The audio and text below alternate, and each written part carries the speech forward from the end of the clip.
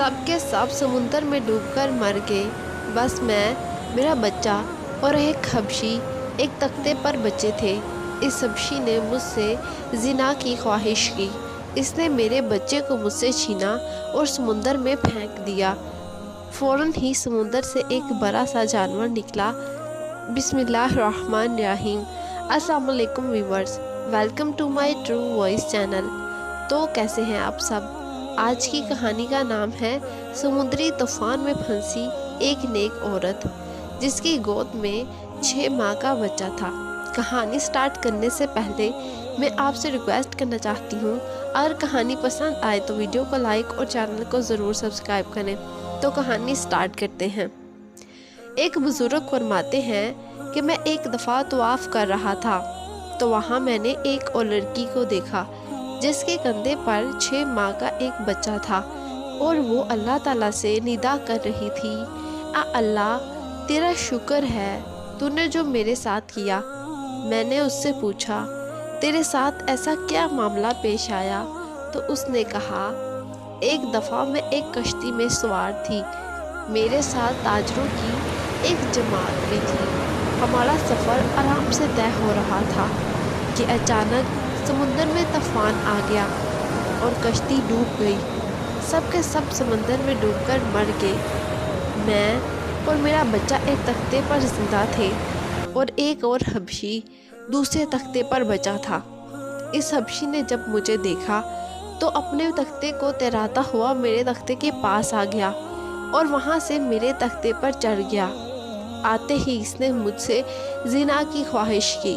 میں نے اسے کہا، دیکھو ہم کس مصیبت میں پھنسے ہیں اور تم کیا خواہش کر رہے ہو؟ تو اس نے کہا، خدا کی قسم میں یہ کام کر کے رہوں گا۔ میری گود میں میرا یہ بچہ سو رہا تھا۔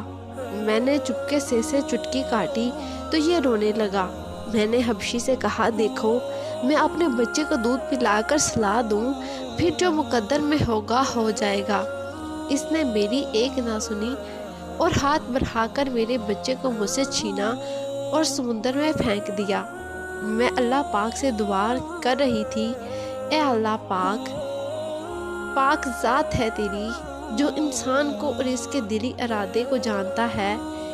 میری اور اس حبشی کے درمیان تو ہی اپنی قدرت سے اور طاقت سے جدائی کروا سکتا ہے۔ بے شک تو ہر چیز پر قادر ہے۔ خدا کی قسم میرے ان الفاظ کا پورا ہونا تھا کہ سمندر سے ایک بہت بڑا جانور نکلا۔ اس نے اپنا منہ کھولتے ہی سر نکالا اور اس حبشی کو ایک لقمہ بنا کر دوبارہ سمندر میں گھس گیا، اور میرے رب نے اپنی قدرت و طاقت سے مجھے اس حبشی سے بچا لیا۔ اس کے بعد سمندر کی لہریں تختے کو بہاتی ہوئی ایک ساحل تک لے گئی۔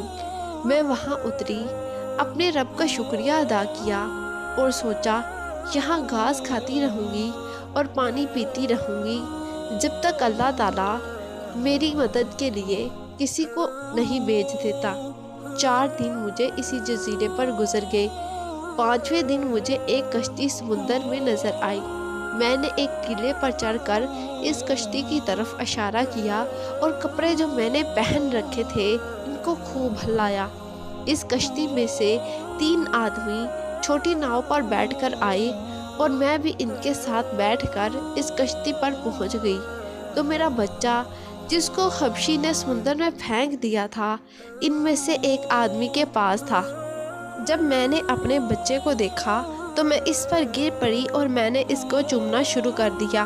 میں نے کہا، یہ میرا بچہ ہے، یہ میرا جگر پاڑا ہے۔ وہ کشتی والے کہنے لگے، تو پاگل ہے، تیری عقل ماری گئی۔ میں نے کہا، نہ میں پاگل ہوں اور نہ ہی میری عقل ماری گئی ہے۔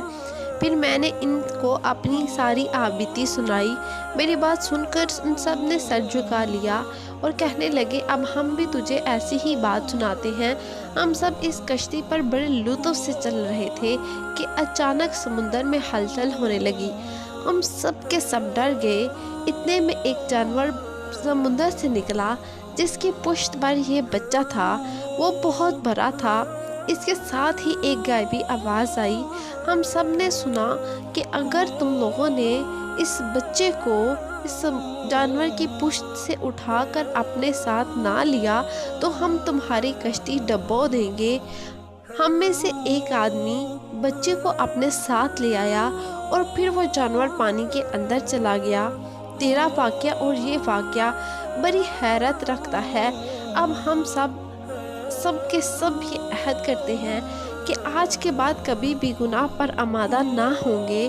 اس کے بعد ان سب نے توبہ کی اور اس پاک ذات کا شکریہ ادا کیا۔ آج کے لیے بس اتنا ہی۔